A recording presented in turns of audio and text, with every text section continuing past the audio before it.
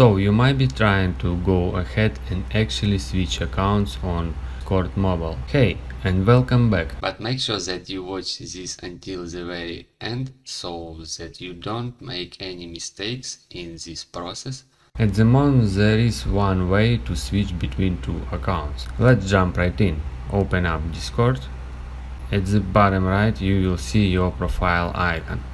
You just tap on your profile icon at the bottom right corner and then scroll down.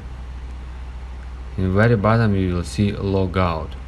Before this section, make sure that you remember your username and your password for this Discord account, because after pressing logout your device will forget your account details.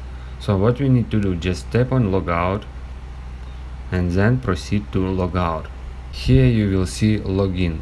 This means you just tap on login, enter your second account information, email or phone number, password or username, because only this way only work on a Discord app. You just log out on your old account and add your second account, and you can switch this account. Unfortunately, only one this way work to switch your accounts on Discord Mobile. If you guys have any questions, let us know at the comment below. If not, don't forget to like and don't forget to subscribe.